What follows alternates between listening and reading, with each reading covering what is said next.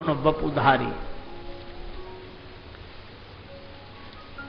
पुनि प्रभु कहु राम अवतारा, बाल चरित पुनि कहु उदारा। कहु जथा जानकी विवाही, राज तजा सो दूषण काही। बनबस कीन्हे चरित अपारा, कहु नाथ जिमि रावण मारा। राज बैठ कीनी बहुलीला, सकल कहु शंकर सुखशीला। बहुरी कहु करुणा यतन कीन, जो अचरज राम।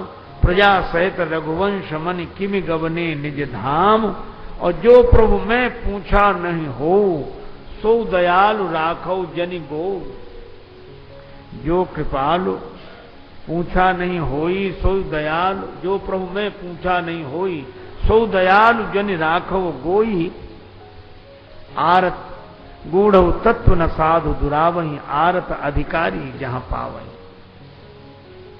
अच्छा, श्री राम कथा क्यों सुन रहे हैं? तो प्रभु हरहु मोर अज्ञाना, कहि रघुनाथ कथा विधि नाना। अज्ञान की निवृत्ति हो। ज्ञान कहता है कि राम जी परमात्मा हैं, अज्ञान कहता है कि राजपुत्र हैं। जैसे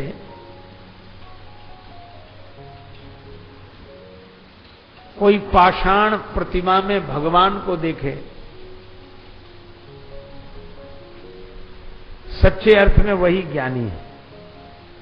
जैसे चित्र में भगवान दिखें, मूर्ति में भगवान दिखें, वे ज्ञानी हैं। और जिसको भगवान में मूर्ति दिखे, जिसे भगवान में चित्र दिखे, वे ही अज्ञानी हैं। तो राजपुत्र के रूप में श्री राम हैं, पर उनमें भगवान दिखें तो ज्ञान है। और राम जी भगवान हैं, उनमें राजपुत्र दिखे तो अज्ञान है। श्री कागभूषण जी कौवे के रूप में हैं, पर कौवा नहीं है। श्री गंगा जी नदी के रूप में हैं, पर गंगा जी नदी ही नहीं है। श्री हनुमान जी बंदर के रूप में हैं, पर हनुमान जी बंदर ही नहीं है। इसी तरह श्री राम जी मनुष्य के रूप में हैं, पर मनुष्य नहीं है। राम सच्चिदानंद दिनेशा, राम ब्रह्म व्यापक जग जाना। और अगर यह पूछो कि निराकार साकार कैसे हुआ, निर्गुण सगुण कैसे हुआ, बड़ा सुंदर उदाहरण दिया। देखो, पानी का कोई आकार नहीं है, नीर निराकार है, उसका अपना कोई आकार नहीं है। अच्छा, जल को आप जिस बर्तन में डाल दो उसी का आकार ग्रहण कर लेता है। गिलास में डालो तो पानी गिलास का आकार ग्रहण कर लेता है, गोल और लंबा दिखाई देता है पानी। कटोरी में डाल दो तो उस तरह का आकार ग्रहण करता है, थाली में डालो तो उस तरह का आकार ग्रहण करता है। पर वो आकार थाली का है, कटोरी का है, गिलास का है, पानी का नहीं है, निराकार है। अच्छा, अब आप एक काम करो, क्या उस निराकार नीर को कटोरी में भरकर फ्रिज में रख दो। हा? पानी को कटोरी में भरकर फ्रिज में रख दो। अच्छा, बोलो, फ्रिज में अगर रखा रहे पानी तो एक समय के बाद वो बर्फ हो जाएगा कि नहीं?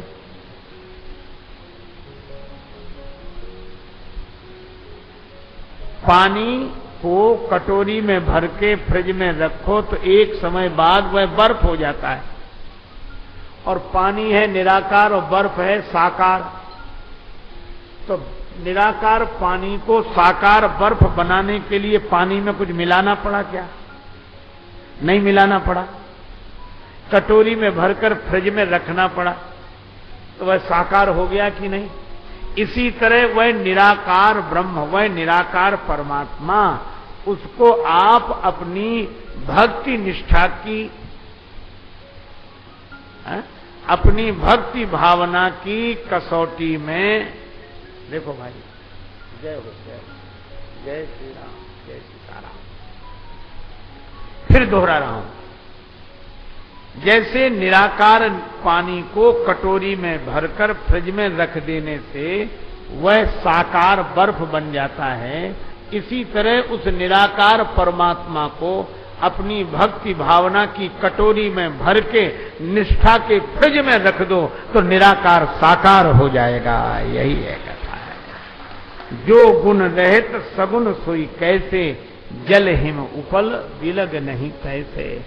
जैसे जल और बर्फ अलग अलग नहीं है, इसी तरह निराकार और साकार अलग अलग नहीं है। अच्छा, अब फिर मैं आपसे कहूं कि वो निराकार पानी ने जो साकार रूप ग्रहण किया बर्फ के रूप में, तो बर्फ का आकार क्या रहा? वही जो कटोरी का आकार था।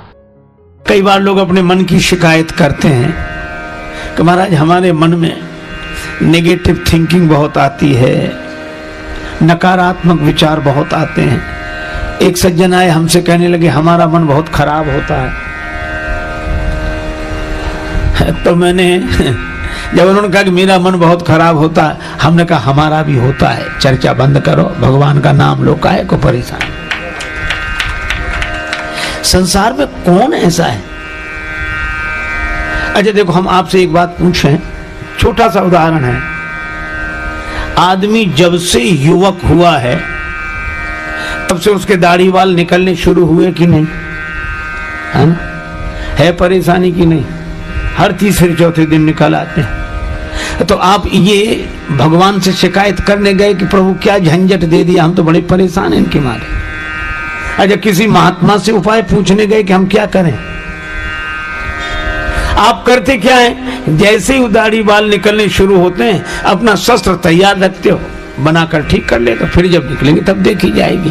तो ये कब तक दाढ़ी बाल बनाने? जिंदगी भर। मैं भी आपसे कहता हूं कि जैसे दाढ़ी बाल निकलेंगे, न भगवान से शिकायत करते हो, न महात्मा से शिकायत करते हो, बस बनाने के लिए तैयार रहते हो। तो जैसे तन में दाढ़ी बाल निकलने कभी बंद नहीं होंगे, इसी तरह मन में गुणों के साथ बुराइयां आनी बंद नहीं होंगी। न भगवान से शिकायत करो, न महात्मा से, काहे को उनका समय बर्बाद करते हो। आप तो अपना भजन ध्यान सत्संग का शस्त्र तैयार रखो, जैसे ही ये निकले तुरंत बना ले। लेकिन इसका मतलब नहीं कि आप एक बार बना लेंगे तो फिर नहीं निकलेगा, फिर निकलेंगे ये। तो कब तक मन को इसी तरह साधना से जोड़कर रखना है? कब तक? जब तक दाढ़ी बाल बनाना है, जीवन भर। तो मन को भी जीवन भर। इसलिए परेशान मत हो, ये तन की प्रकृति है और वो मन की प्रकृति है। इसलिए भाई गुण दोषमयी सृष्टि है ही। तो हमने ये कथाएं सुनी स्वामी राजेश्वरानंद जी महाराज द्वारा। बहुत ही सुंदर तरीके से इन कथाओं का वर्णन उन्होंने किया है। उम्मीद है आपको ये कथाएं बहुत पसंद आई होंगी। अगर आपको ये कथाएं पसंद आई हैं तो चैनल को सब्सक्राइब कीजिए, वीडियो को लाइक और शेयर कीजिए, ताकि इस तरह की प्रेरक और हास्य कथाएं हम आपके लिए लेकर आते रहे। आपका बहुत बहुत धन्यवाद।